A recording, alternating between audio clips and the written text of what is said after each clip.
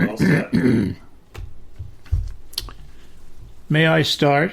You may. Thank you very much. You're a nice person. But don't talk this way when you start. No, I'm not going to talk that way. I'm going to you. Got to be emotional. Welcome to Conversations on the Coast, the Bay Area's premier author interview program. And today we are joined by an author who has provided us with a memoir the likes of which you have never seen.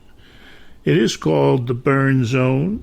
It is published by She Writes Press, and the author who is with us in the studio today, Renee Linnell. Welcome.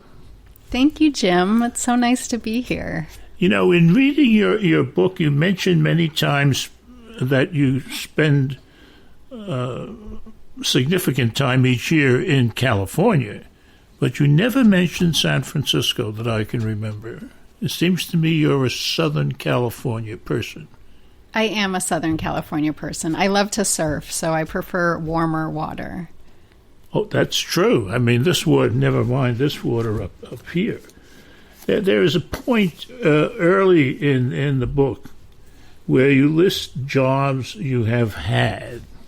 And usually when we have an author on and it's kind of like the first book, although in your case it isn't, there's, like 2 lines and it says, gone here and there to college and in a master's in writing program, and this is her first book.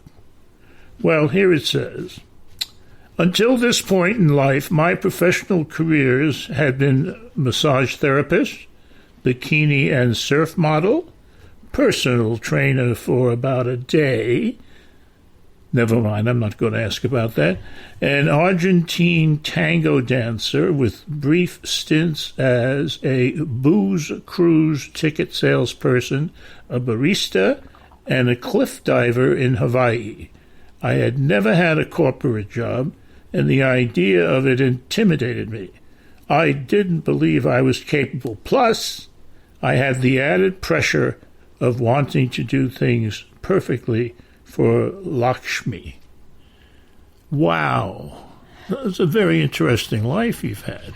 It is a very interesting life, yes. Is it the kind of thing that people who have no, quote, profession fall into out here? I don't know. In this part of the world? I have no idea. I just know for me, I wasn't comfortable being put in a box, and the conventional life didn't seem like it would fit me. And so I kept following everything that I loved. And as it came. Yes. Yeah. You love surfing, that's for sure. Yes. Wow. And then the book is called The Burn Zone, a memoir.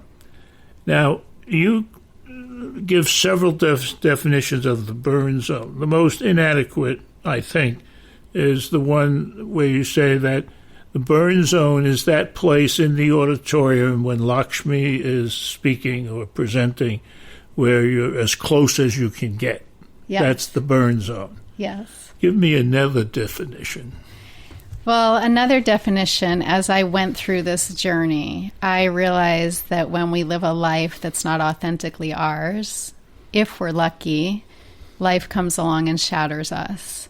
And in that shattering, we're able to find, if we stick with it and we endure the crucible, we come out the other side more authentic and softer and kinder and more true to who we are. Mm-hmm. And so for me, that was the burn zone as well. Excellent. Now, the other thing is that all of those jobs that you had that we just listed paid you money. And at an early point in your story, at least as it's told in this book, you decided you'd work for no money. Correct. And I, at that point, thought, well, she's crazy. Yes. I mean, here she is living in places like California and working for no money. It makes no sense. Yes, but what happened to you? What happened to your common sense? It was selfless service to the guru. And I had been reading these books about these saints in India, like Sri Ramakrishna, who was cleaning latrines with his hair to sand down his ego. I've never done that. And so in my mind, trying to become saint-like and enlightened, I was willing to do this selfless service to the guru. And I thought that the more intense my ego was and the more I needed to change, the more service I had to do. So as she increased my responsibilities, I was happy to continue serving. And at the same time, you write, something else is going on. You are giving up your power. Yes. Why is that part of that process? Well, I realize that those of us that are seeking and searching, we tend to be more sensitive, and we tend to have more self-doubt. And so we're desperate to find a place where we belong and a tribe of like-minded individuals. And so when we find that, we're so desperate to be accepted and to be loved and not abandoned that we do give our power away. And in fact, I realize we give our power away anytime we let anyone else tell us who we are or make what others think about us more important than what we think about ourselves. And you went from doing lots of what I would call interesting jobs, if not challenging, to doing menial stuff like buying the groceries, making the bed, doing the wash. It sounds like the activities of nuns in the religion you cast aside, the Roman Catholic. Yes. Is what it sounds like. Yes, and it was. And I was so fortunate that I was raised in a wealthy family, and I had this dream life, traveling the world as a model and a professional dancer, and yet I still felt this emptiness inside. And there was no dialogue out there really about people who, quote, have everything and still feeling like something's missing. And so because I had been raised in a wealthy family doing all of this, and my father always made me clean up after myself and make the bed and do my laundry, but serving someone else in this way, I thought was such a good opportunity for me to learn a different way of being humble. That's a special kind of person, a person who finds major fulfillment, if you'll forgive the expression, in serving others. That's a special person. Yes. And that's why I got mad while reading the book several times. And when we come back, I'm going to tell you all out there why I got mad. Okay. Stay tuned. Did you hear that radio remark, stay tuned? I've never heard that before. Never. Do they not say that anymore? No, I'm just kidding. Since it's podcast, what do you say? Stay connected? He still says it. Well, I would say that I'm an too. old Some man. people still say it. But I would say that too. But what would they say now? Stay connected? Hang in there? Don't go away? Coming up, we'll be talking about this.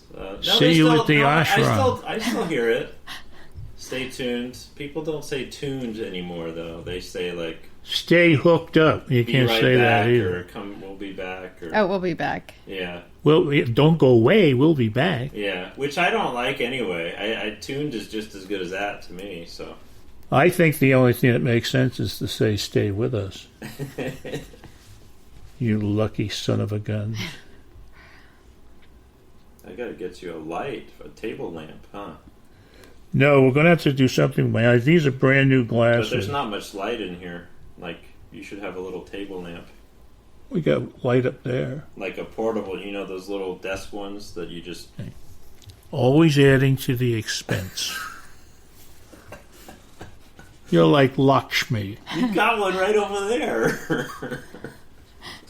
I don't touch things like that. Oh, okay. I'm here to keep the peace. I see. Yes, and have fun. That's great. I like that. We got this huge floral arrangement from Stephanie. It was, Julie's birthday was this week. Yeah. And it was sitting right here in the middle of the table yesterday. And I suggested that wouldn't work for doing an interview.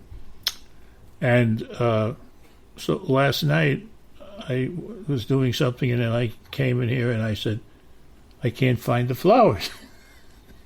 They're over by the television set on the floor. She moved them already. Oh, they're beautiful. Yeah, they really are. Yeah. Sorry, Lilies. sweetheart, your birthday's over now. They're from Trader Joe's. Oh, they're so pretty. Yeah. I didn't know Trader Joe's had flowers. I didn't either. I mean, like that. I mean, they have, well, the other kind that are on the coffee table. Yeah. If they're still there. I don't know. They are. The cat didn't eat it. My cat doesn't do things like that. Mine doesn't either. Yeah, what's your language about sorry. cats? You don't have a cat. She's Did you not ever here. have She a didn't cat hear me. as a young boy? Did you ever have a cat? I never had a pet. That's why I'm so disconnected from the world. Yeah, there you go. That explains a lot. Yeah, it does. It really does. If you want an analysis, put your money on the table. All right? And Renee and I will do it. Right? That's good. Sure. We can do it. Okay, we could do it. We can do it. What was I going to do when we came back? I don't know. Oh, you're going to say why you got mad at me reading the book. Oh, okay. Yes. All right. Okay. I forget how we come back. We just start talking. I'm so comfortable with radio. Whatever happened? You just start talking. Or whatever happened to radio? Nice. You reintroduce the book, right? You don't say your name or the show's name, though, usually. Oh, no. You just come We'll right say in. the author's name and the book's name. Because we don't need to know who you are. Thanks a lot. I have no mother and no father and now no friends. You got the cat. Yeah, that's about it. If I touch her milk dish, I'll be dead. I almost sat on it. She still likes me. We are honored today to have in the studio Renee Linnell, who's here to talk about her memoir, which is called The Burn Zone. After I read it, I thought of many nice things that I could say about Renee and about the book. And one thing angered me, and it stuck with me. And that was, or is, the way that you're treated in the book by Vishnu. He deserves to be flogged, in my opinion. To say that he was taking advantage of you is to so understate the case that it's awful. And the guy in New York, what's his name? Hiroto. Yeah, ain't much better. No. And you just really want to wring their necks because there are too many of them around. You know, one of them is now on the Supreme Court of the United States. Right. Who's, one of whose goals in life is to abuse women in one way or another. So, but again, he was part of the package. Yes. What was he supposedly doing? Could you ever tell? I mean, aside from walking around with his large chest. I don't know what he was doing. I think that my spiritual teacher was in love with him and wanted to keep him around as her boyfriend. I didn't know that he was her boyfriend when I started my relationship with him, which again was more selfless service, I thought, to the guru. I'll never understand what he was thinking or doing. But what I did learn is that we teach people how to treat us. And I'm sorry, what? We teach people how to treat us. Uh-huh. And I, as a young woman, allowed myself to be treated terribly by these two men. And I realized on the other side that I needed to beat myself up in that way to learn self-love. And by going through such an intense crucible of sorts with these two men, I realized I will never, ever let anybody treat me badly again. And I will never date a man that doesn't cherish me. And to come out the other side with such strong conviction on that was worth the experience. Let's talk about a man who treated you, in my opinion, with respect. A relatively speaking, minor character, Bruno? Bruno, yes. Bruno. Tell us about, I want to hear about a good guy in your life. Bruno is one of my best friends and like a brother. Good. Congratulations. I support that. Thank you. And he joined this group because of me. He did not take it as seriously as I did. He enjoyed meditating. He enjoyed working on the security team. He enjoyed learning about Buddhism, but he dipped in and out just for fun. Surfer, was he not? He was a surfer also, yes. Yeah. And he was always there for me as things fell apart. True. Yes. True. Several spots in the book where there ain't nobody that you can reach out to except, boom, comes Bruno. Yes. Just like, boom, silver, on riding in on silver, like the Lone Ranger of old. Yes. Thank God for him. Thank God for Bruno. Yeah, yeah. In a sense, your story is the story of the cult leadership. So let's meet them. Okay. Let's first talk about Lakshmi, Lakshmi. That's the woman. Yes. Is she the pinnacle, the top? She is, yes. Okay. Yes. And tell us about Lakshmi. Well, Lakshmi, so I had never been to a meditation seminar, and I was expecting an older woman with long gray hair and a white robe and mala beads playing spa music. Yeah. And I got to the seminar late, and this woman walked in, and she was a young woman with long dark hair and wearing a black business suit that was expensive and tailor fit and stiletto heels. And she introduced herself. Hello, I'm Lakshmi. Let's meditate. And then she put on music from The Matrix. Hello, I'm Lakshmi. Let's meditate. Yes. Well, that's the way to get started. Yes. Yeah, I like that. And I didn't know that much about meditation. So she turned on this loud music, and I closed my eyes, and instantly I felt this energy uncoil at the base of my spine and shoot up through the top of my head, and everything went white. And the world disappeared, and I disappeared. And I was being held, it felt like, by the hands of God. This incredible peace and silence and warmth and love. And I realized this is what I had spent my entire life searching for. And I didn't care who she was, and I didn't care what she said, but I realized I was sticking around. And because you were caught up in the peace, excitement, the peace. The peace I felt inside my mind, yes. Yeah. It was like all the saints and mystics talk about. It's called samadhi, this pristine state of mind that apparently is our natural state of mind. And then she went on to explain, as if that experience wasn't enough to keep me hooked, she went on to explain that in the East, people have these beautiful spiritual practices, but they live in poverty. And in the West, people have these really strong careers and make a lot of money, but they're soul sick. And so what she was teaching was to sharpen our minds through meditation and then use our career, every moment in our career as our offering to the divine, because we spend so much time at work each day. So work harder, make more money than you ever made before, quit that job, go to a higher paying job under her tutelage and direction. Yes. And things are going to be wonderful. And give back to the world through philanthropy.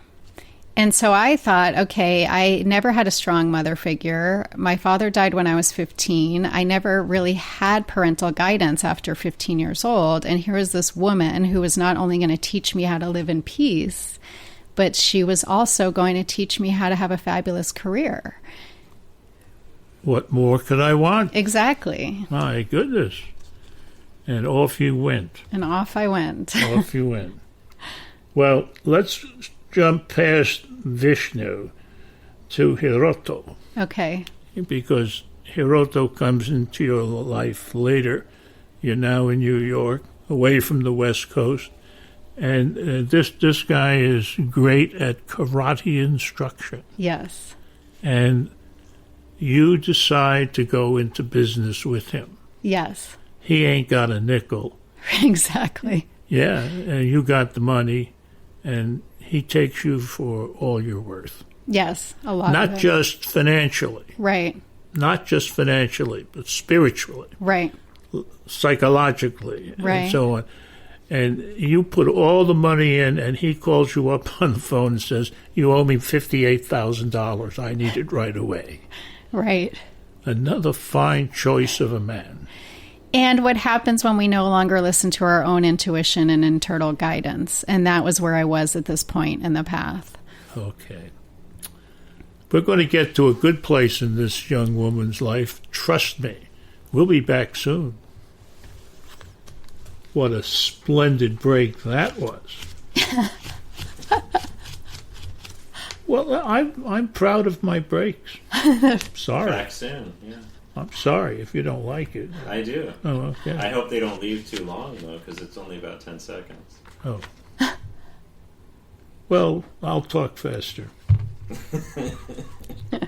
Now we have to get ready for you to read. Okay. Is there anything we haven't gotten to that you want to get to? No, I love the way it's unfolding. Okay. I'm really enjoying this. Well, I think this is page 298, but they don't. I'm the only one with a book, so it will be 298. I'd like you to read, and I'll lead you into it. Chapter 38, Graduation. Okay. I like the tone of that. Okay. The New York cab with the dirty leather seat.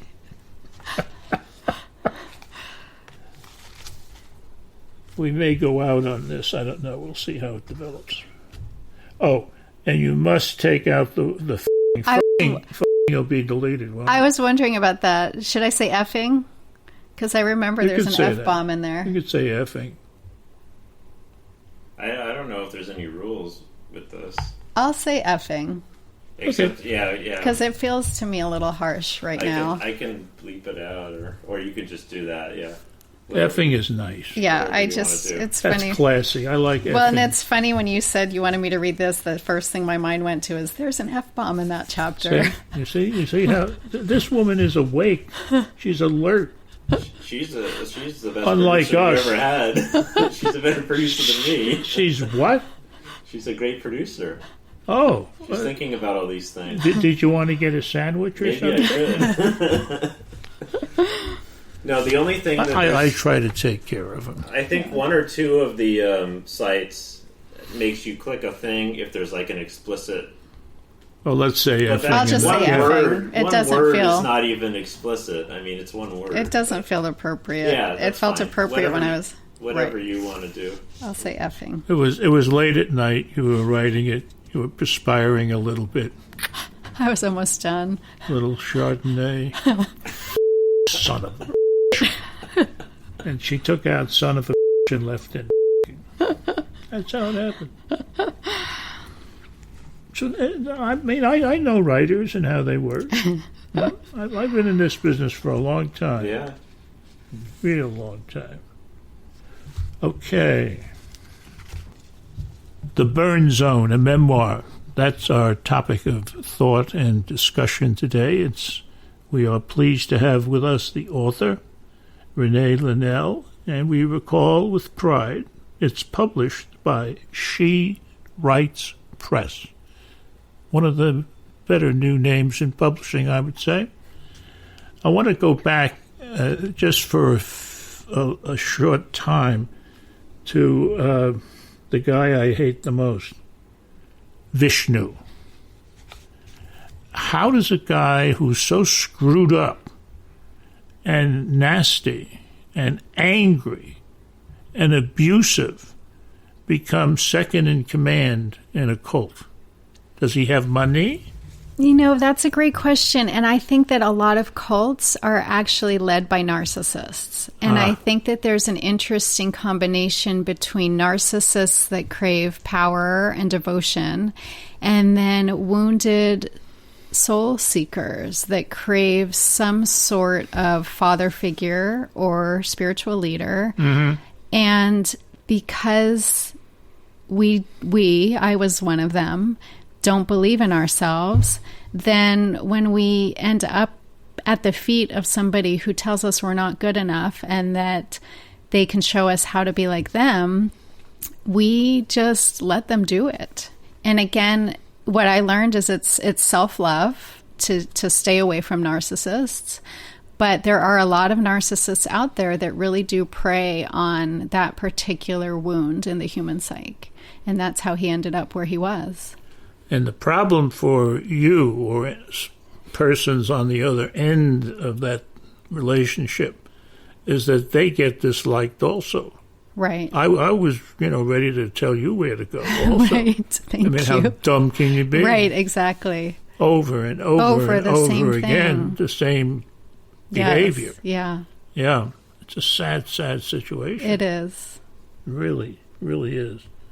One of the most difficult parts of your journey, I think, must have been coming back from where you were to where you now wanted to be. And you needed a new mantra. And the mantra is, this will turn out better than I can possibly imagine. I don't know how, but I know it will. And that kind of shoved you down the right direction? It did, because I realized that I did have tremendous faith. And if I had faith in something greater than myself, then I had to believe that everything was unfolding the way it was meant to. And I had to believe that I would find my way out of this and that I had gone through this intense shattering of my life for a reason.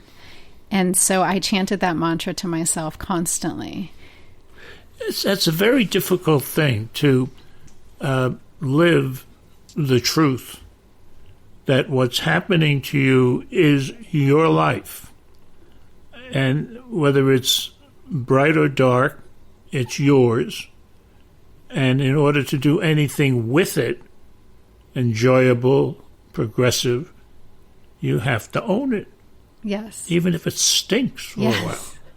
Yes, and I believe we do have to pay our dues, because I know I was self-righteous, judgmental, opinionated. I thought I knew everything about everything. Even though I was seeking, I thought my opinions and my views of the world were cast iron and right, and everyone else was wrong. And after I went through this, I realized we really have no idea what's going on, and we have no idea what's going on with other people. And so this whole experience made me just much more open-minded and kinder and more compassionate, because I thought, my gosh, if I could get brainwashed and let these people do terrible things to me, anybody can do anything. And so I really did come out the other side kinder and really grateful for everything I went through, even though when I was going through it, I was suicidal. It was that bad. I was just thinking that there's one experience, one talent that you have where there is no compromise, and that is the Argentine tango. Yes. At one of the lowest points in your life, tango saved you. It did. Yeah. Amazing. Yes, and another thing I discovered as I went through this is we have these joys inside of us, the things in life that bring us joy, and they're unique to us and for us, and they make our hearts sing. And when we turn to those things, especially when life gets bad, it doesn't matter what other people out there are doing or not doing. We have these things that bring us so much joy. The necessity to, before you go crazy, look within. Yes. See what's there, appreciate it, and try to build on that rather than on somebody else's, quote, suggestions, unquote. Yes. Yeah. Yeah. I would like you to share with us the words that end the book. Okay. Could you do that? Yes. Graduation? Yeah. Chapter 38? Okay. Yes, the taxi ride. Okay. So this is Chapter 38, Graduation. May 19th, 2015. I sit in the back seat of a taxi.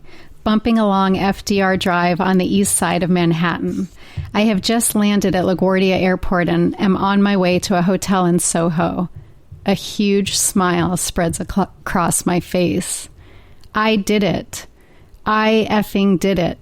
I, Renee Linnell, ex-professional dancer and bikini model, have just graduated from the Executive Masters in Business Administration program at NYU Stern. I cannot believe it. As the taxi rattles along in rush hour traffic and the hot, humid air from the open window hits me in the face, I realize it was all worth it. I lean back into the dirty leather seat and look at the river. I feel peace. I feel a deep, deep peace all the way to the depths of my soul. And I feel joy. I feel overwhelming joy. And I feel a sense of accomplishment I cannot describe. Tomorrow, I, along with over 8,000 other graduates, will walk into Yankee Stadium dressed in purple. I close my eyes, overcome with gratitude. I am incredibly grateful. Grateful at long last to be returning to the entirety of myself. Grateful to be finally rising from the ashes like a phoenix. I'm turning the page. Shoot. I hold this vision in my mind, a phoenix, large, graceful, powerful, rising from the ashes in victory, wings spread wide, chest arched and open, head held high, unashamed, unafraid. My skin tingles with goosebumps. I feel stronger than I have ever felt, more grateful than I have ever felt, and free. Thank you very much, Renee, for sharing in a very personal way a most personal book. I think you've written it in a way that is accessible to anyone, and you have, in a sense, fulfilled the mission I believe you had when you sat down to write it, to try and help people who might be going through the same kind of course, the same kind of journey as you experienced. And you offer yourself as a reference, a guide, and a source of hope. The Burn Zone is the title of the book. It's a memoir and more. The author, Renee Linnell, has been with us on Conversations on the Coast. How'd you like that for an ending, huh? Nice. Nice. Was the reading okay with the thing in my throat? Yeah, no, okay. It was fine. Okay. It was fine. I can cut the page turn part out. Okay, I realized that you could say that. Yeah. Or you could. Yeah. Okay. If you You're want taking to. the page turning part out? I don't have to. We paid for that. Okay. We can decide. That was very interesting. Yeah. All right, we need to get our guests some water. Thank you. I can't have I was it. just thinking. Oh, and we about need that to the turn cat your has ringer. water. I'm going to turn your ringer back on before we forget. I Oh, can do thank that. you.